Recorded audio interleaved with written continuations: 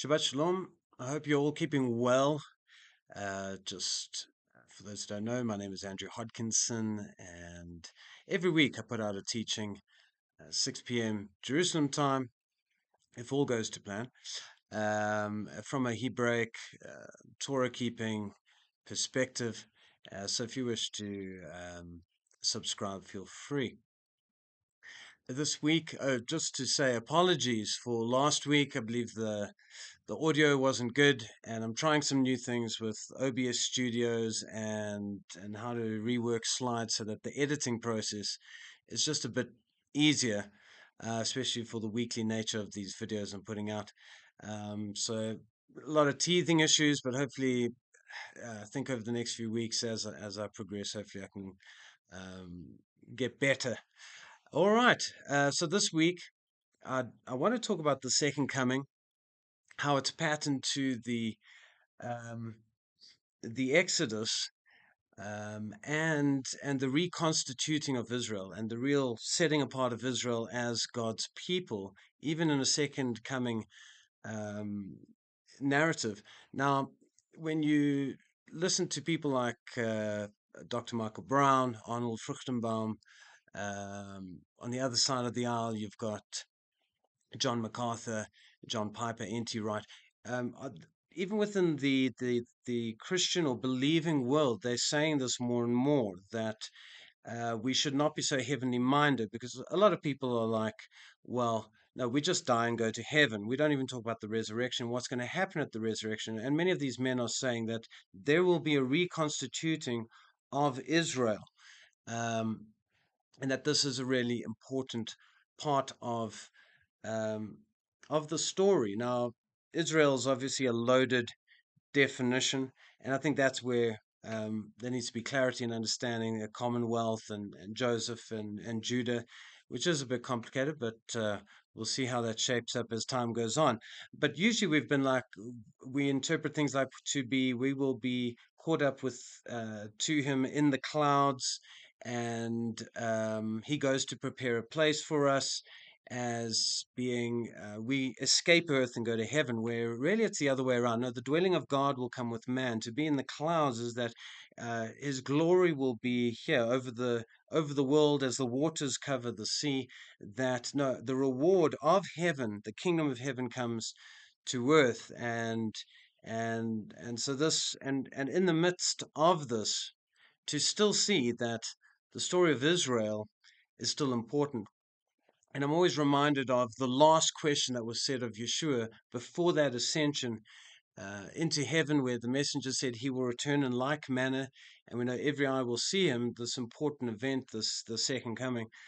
Um, the last question that his disciples said to him is in Acts chapter 1 and verse 6, where they said to him, will you at this time restore the kingdom to Israel? So they had an understanding of Israel, the diaspora, the separation of the house of Joseph, really lost that those 10 tribes. Judah itself has its own diaspora, and knowing it's the role of Messiah, the ultimate restoration is going to be done through the Messiah's hands.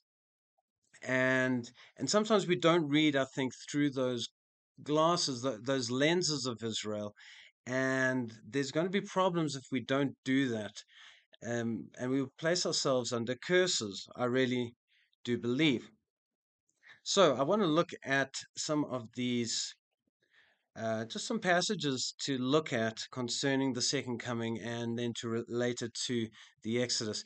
First one I got here is, you should know it, from Matthew 24.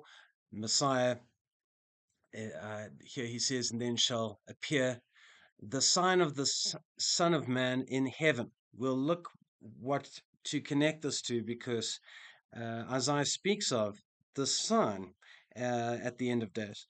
And then shall all the tribes of the earth mourn, and they shall see the Son of Man coming in the clouds of heaven with power and great glory. And he shall send his messengers, his malachim, uh, with a great sound of a trumpet, and they shall gather together his elect from the four winds, from one end of heaven to the other. And even some of you, as you're reading that, you may want to get this heavenly idea, but it really is the nations at the resurrection. There will be nations, and the gathering of the elect. Before we just assume this is us, we really should again go back to Acts 1 and see, could this be in the context of the resurrection, another reconstituting of Israel in the land? And this will be based on that idea of who represents in that day the 12 tribes. So the passage that I connect this to is from Isaiah chapter 11. Beautiful passage. And there you read about the sign, an ensign for the nations, and that Messiah. It speaks of this is the root of Jesse. This is the promised king, that um, he will assemble, and the collecting, notice the gathering and the collecting, it is connected with the people of Israel. And we have the two descriptions here of the outcasts of Israel, referring to Joseph in particular, the northern kingdom that was named that, and the dispersed of Judah, the Jewish southern kingdom. And so we see, even in an end days sense, that yes, you can spiritualize, you can allegorize these things away, or we just understand through the course of time that no, God and his Messiah have remained faithful to the covenants that have been made, and where Israel has been unfaithful, where the nations have been unfaithful, he can always remain faithful. So I really think we get a sense of it. It begins with Israel. It starts with the gathering of the tribes, and that leads to the healing of the nations. Then we have more of the sense of the gathering. The nations come up. Micah 4. They will flow to Zion. They will hear the word of the Lord, and he will settle disputes far and wide. And so it's not that he's just concerned with the borders of only one land or one people. No, he is the Messiah for all people. But what's important is the that in reconstitution and beginning with Israel, beginning with gathering Israel, it has a a bigger meaning to it, and I want us um, to think about that. And what we see in the book of Revelation is that it does say that in that day when he returns, that um, when he comes on the clouds of heaven, every eye will see him, and the people of the earth, what we see is they will wail, they will cry. And I think there's a depth to this that we mustn't lose sight of. Why will there be crying? I think there's a few reasons. I think, firstly, that the nations see the sign, and it's not just that sign, but it is linked to he comes on the clouds and he gathers his elect and he establishes this is my elect. And I think it's because we've come out of the time of tribulation, patterned again on the Exodus, time of judgments and trials for those who did not respect God's anointed, his word and what he has decreed. And so I think there's a lot of shame in that the prophets were rejected and killed during that time. Um, it makes me think of, even we are a part of that in Matthew 5 when he says, blessed are you when men revile you and they persecute, say all manner of evil against you for my sake. Rejoice and be glad, for great is your reward in heaven. For so persecuted they the prophets who were before you. All those who said the word of the Lord and stated, no, this is who he has anointed, this is who he hasn't anointed. You have overstepped. It generally did not end well for them. Um, I think the second thing with the wailing of the nations in that moment is a lot of regret, because there is so much beautiful inheritance for all that we can partake in. We can we can be kings and priests in a variety of ways. There was opportunity for all, and that time will have come to an end. And part of it is just to submit to his kingdom and understand what he has established. Got another passage here that really speaks to me. Um, you may know this one from Isaiah, where uh, he speaks of Jehovah will, of hosts shall bless, saying, "Blessed be Egypt, my people, and Assyria, the work of my hands, and Israel, my inheritance." And notice here, the issue that happened in the first Exodus with the constituting of Israel was just to make the point amongst all nations that this is his firstborn. That was the words that Moses gave to Pharaoh, that this is the firstborn. There are other children in this family, but the nations did not respect that. But he looks at Egypt as his people. It's painful to pour out wrath on Egypt and things that have happened with Assyria and various nations of the world. But to know your place is really important. So I think also with this reconstitution at the end of days, there's also going to be um, a lot of realizing that, guys, we were his people and we worked against the promises of God. Many nations will feel that way. Um, and I think as much as we're reading there in Revelation about the wailing and the crying, it reminds me as well of in Egypt, a very similar time. In this time, just to prove through Israel, I'm working my plan. The crying of Egypt, it said every house was in bitterness and in regret. So I think in the second coming, we must not lose sight of, just because we're reading of the elect, we must not think we necessarily will be that. If we are, then we should believe we belong to that. But the point is to respect what our Father has said and who He has declared as His chosen.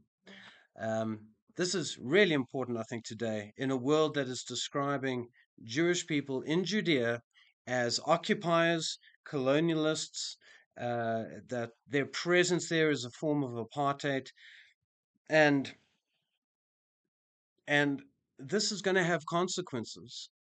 And we have to, even as believers, really try and get to grips with who He has elected, and to really understand who Messiah is in covenant with, how this whole issue of nations works, and really respect the this topic of Israel. I'm reminded of there's a mixed multitude that came out with Israel, and I think similarly in the end days, it's not that the mixed multitude will go to the land of Israel, but there's a mixed multitude that will rise up in the latter days to reign. We see this in the scriptures as kings and priests with a great inheritance to share in the blessings of Israel at the second coming. And it'll be because of having respected what he has said. Now, I want to just connect this issue uh, of of the the of Egypt being likened to uh, uh, the Exodus, the first Exodus being linked to the second one. I've got this slide here. Important passage. This is that same one from Isaiah 11. I encourage you to read Isaiah 11 and just notice what is said there. He says, "It shall come to pass in that day that the Lord shall set his hand again the second time." Yeah, often we talk about the second coming, um, and I think it's because of sometimes a faulty way of viewing Messiah as though, like, the first time he came was through Mary. Certainly, the incarnation took on flesh, but really, the connection of the second coming is more connected to how he revealed himself in that first Egypt. And notice also there the small use of the Lord, Adon, because very often ancient Hebrews knew that yes, you could use this title for the Father, but very often Malachi 3, Psalm 110, various passages where you see the use of Adonai, the Lord. This is often referring to the one who was the theophany, the Son of God who worked in Israel's midst, that he was there. And we see this, that he was there in Egypt in glory. He redeemed them with their long hand. And so it is likened to that. It's going to be a similar pattern in the end days. And just to notice the emphasis on the Exodus, similar to the Exodus, is also there in Jeremiah chapter 23. Therefore, behold, the days come, says Jehovah, that they shall no more say, Jehovah lives, which brought up the children of Israel out of the land of Egypt, but Jehovah lives, which brought up and which led the seed of the house of Israel out of the north country. This is description of both exiles of Judah and Joseph. Um, and we see this emphasis on will be a day where he will redeem them out of all the countries where I had driven them, and they shall dwell in their own land. And this obviously hasn't happened, even with the great restoration of Judah in this day to the land. Clearly, this hasn't been fulfilled. Why? Because it says when this event happens, how glorious this event is going to be is going to so eclipse the prior Exodus. The people will no longer speak of the Exodus as being that one. They will speak of this one as this is the Exodus. And the nations are going to stand and see this is his redeemed, this is his loved one. He knows his sheep. And yes, there are many children in the story, but Israel is his firstborn. And so I hope you understand why going back to again Acts chapter 1, but it was so important. The Jewish disciples before Yeshua said, ascended, will you at this time restore the kingdom to Israel? They were still focused on 12 tribes and understanding how he would do that. And I think even as well, they understood that this Messiah, they had more of a sense of Messiah was the one um, who led Israel out of Egypt. I encourage all of you to read, um, a little book of Jude. You might know it. Jude chapter 1, I think it's verse 5. And you can read there how it says that he writes there, I want to remind you how, though you once knew it, that Jesus, the Greek says Jesus, or let's say the better Greek manuscripts say Yeshua, who saved a people out of Egypt, afterwards destroyed those who did not believe. Some of the translations just say the generic Lord, but it seems as though Jude was at least pointing out, no, this was Messiah who led Israel out of Egypt. And so this is also important to connect the second coming as being a second time of redemption, of reconstituting Israel, where the nations will know. Another scripture, I've got tons where I could prove Messiah was there. I don't want to take too much time in doing that. But I did have this one here from Numbers chapter 20, verse 14. Moses sent messages from Kadesh to the king of Edom. Thus says your brother Israel, you know of all the hardship that we have met, how our fathers went down to Egypt, and we lived in Egypt a long time, and the Egyptians dealt harshly with us and our fathers, and when we cried out to Jehovah, he heard our voice and sent a messenger. Okay, you can see him there in Exodus 13 uh, at the Dead Sea, Exodus 3 in the burning bush.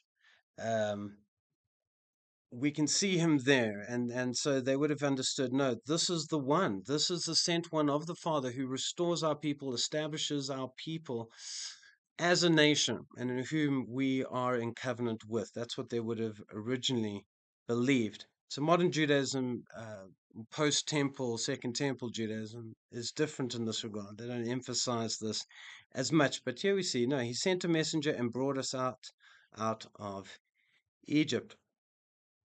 um All right. And so I think this is important. I think this is also where the nations uh are going to mourn and wail. Is just to realize he loves all peoples, but we have to respect a land that he has given for a certain people, and this will become a culmin this will really become the crux of history. We see Jerusalem is prophesied to be a burdensome stone among the nations, as nations have to make a decision. And often we just see this as, you know, uh, favoritism. And in a way, there is favor, but it's not unfair. It's about election and firstborns and respecting certain rights. And I often am reminded of Joshua going into the land when he says to the captain of hosts, he says, "Are you for us or against us?" And I love the response. He says, "Neither. Neither. Our Messiah is for righteousness." If the Jewish people overextend their bounds, he destroys and disciplines them. He will destroy all nations and save nations, and he loves all nations, but all nations will need to respect who he has anointed ultimately. So, my prayer for all of you is that, well, that you respect um, his anointed, as it were, and and that we do not inflate our CV, as it were. That we, even though we read things like Genesis 35 verse 11 about, God says, I am I am El Shaddai, and be fruitful and multiply. He says this to Jacob, and he says, a nation and a company of nations shall be of you. Kings shall come from your loins. We have to, even in that, be very careful in what we ascribe Israel as, because there is a commonwealth and all nations can partake in this covenant. At the same time, we're still seeing a distinction between um, Judah and Joseph in a context of nations, and I think believing nations as well. And so we've got to be careful with some of these of what we claim election to, and to respect them. The one thing that I have to say is pretty obvious is that it's not hard to understand who the Jews are. Next week, I'm going to deal with the house of Joseph again, and we're going to look at some interesting things said about the lands that at the second coming, when Messiah will establish, really resurrect the bones of Joseph, the mystery of that. But the Jews, we pretty much know, and to be aware of that, well, yeah, we have such a great historical understanding of the migration of the Jews, that from the first century, that from the temple records, from the uh, just from their tradition, the synagogue tradition, and their books and various things, it should not be much question around who is the house of Judah today. I'm very nervous of taking scriptures like, those who claim to be Jews that are not Jews, and kind of going to this Khazar, um, I think that's the name of them. Anyway, these are Edomites and these are imposters, and I don't think that's what those were getting on. We know who the Jews are from history. That's their identity, biblically, was never to become disputed. That's not a theme of scripture. It's more with Joseph that you get the idea of Zaphnath Paaneah, hard to understand. But the Jews, really, we have a healthy sense of who they are, and to respect that they will fill that southern portion, at least, of what God has destined for the land of Israel, for them. And that's going to be more and more of an issue, I really believe, as we move forward. Um, Again, when we read of Abraham, and through you all the families of the earth will be blessed, this doesn't mean that we can suddenly delete certain peoples and falsely ascribe ourselves to be them. As you know, there's a mystery around the house of Joseph, and I will, as I said, I will deal with that next week. But to just be aware of, he's going to work through Israel, and that hasn't been lost. You can have whatever replacement ideas. You read Isaiah, you read Zechariah, you read Ezekiel. There's no doubt that Messiah at the second coming is restoring two groups of Israel: Judah, Joseph, Ephraim. So many passages that hasn't changed, that the phrasing of that person in Acts 1 hasn't changed, of restoring Israel. Now, a lot of the problem is, I just think, this healthy sense of there's a beautiful inheritance for all, as we read. Egypt, my people, uh, Assyria, the work of my hands, Israel, my inheritance, but knowing, calling, and respecting those. I think of Saul, king of Israel. I mean, the top family at this point, the top man. And he just had some sacrifices to do. A good idea.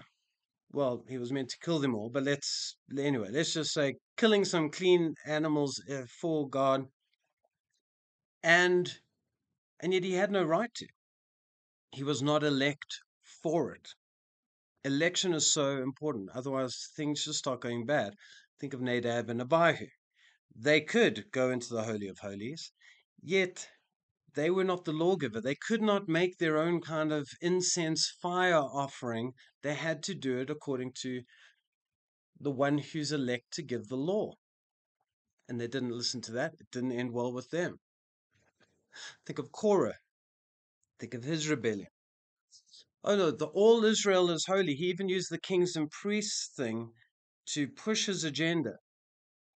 And a lot of people think the covenants are these things that you've got to bully and push and scrape and claw at, and it really isn't.